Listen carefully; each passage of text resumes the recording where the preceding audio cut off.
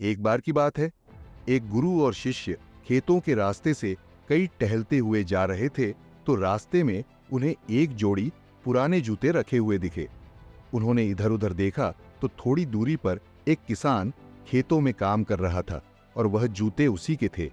यह देखकर शिष्य को शरारत सूझी और उसने मुस्कुराते हुए अपने गुरु से कहा कि गुरु जी, मैं अभी ऐसा काम करने वाला हूं जिससे आप खुश हो जाओगे और हंसने लगोगे। गुरुजी ने उससे पूछा कि तुम क्या करने वाले हो जिससे मैं हंसने लगूंगा?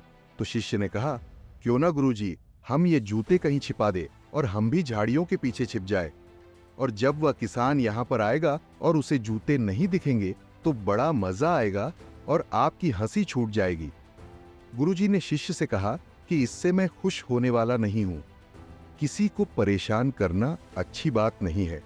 तभी गुरुजी ने शिष्य से कहा कि अब मैं ऐसा काम करूंगा जिससे तुम खुश हो जाओगे। तभी शिष्य ने कहा कि वो कैसे? गुरुजी ने कहा, तुम बस झाड़ियों के पीछे छुप जाओ, मैं 2 मिनट में आ रहा हूं। शिष्य झाड़ियों के पीछे जाकर छुप गया और गुरुजी ने उन दोनों जूतों के साथ क्या किया पता नहीं, और थोड़ी देर के बाद वो भी झाड़ियों के पीछे आकर छुप गए। फिर थोड़ी देर के बाद किसान वहां पर आया। जैसे ही उस किसान ने एक जूते में अपना पैर डाला, उसे जूते में कुछ होने का एहसास हुआ। उसने देखा तो जूते में उसे चांदी का एक सिक्का दिखा। किसान ने हैरानी से इधर उधर देखा, लेकिन उसे कोई नहीं दिखाई दिया। उसने सिक्का जेब में रख लिया। फिर उसने दूसरे जूते में पैर डाला, उसमें भी उसे चांदी का सिक्का दिखा। ये देखकर किसान भावुक होटा। उसने फौरन दोनों हाथ उठाकर ऊपर वाले से कहा, एम ऊपर वाले, तू बड़ा दयालु है। आज मेरी बीमार पत्नी की दवा और बच्चों के खाने का इंतजाम तूने कर दिया। आज मेरा विश्वास तुझ पर और भी मजबूत हो गया कि तू सबका ख्याल रखता है। ये कहकर अपने आंसू पोंछता हुआ वो किसान अपने घर चला गया। ये नजारा देखकर शिष्य हैरान हो गया और अंदर ही अंदर उसे बहुत खुशी महसूस होने लगी और उसे अच्छा फील होने लगा। तभी गुरु ने अपने शिष्य से पूछा, अब बताओ, इसमें ज्यादा मजा आया या तुम्हारे जूते छिपाने में ज्यादा मजा आता?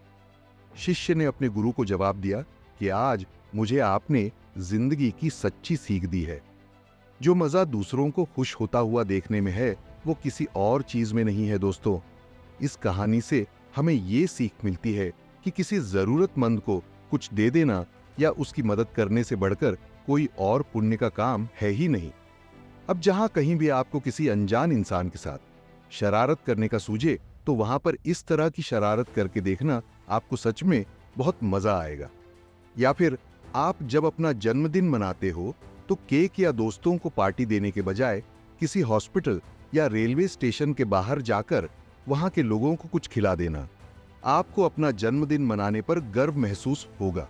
तो अगर आप इस कहानी को और भी लोगों तक पहुंचाना चाहते हो तो इस वीडियो को लाइक करिए, ताकि YouTube इस वीडियो को और भी लोगों तक पहुंचाए।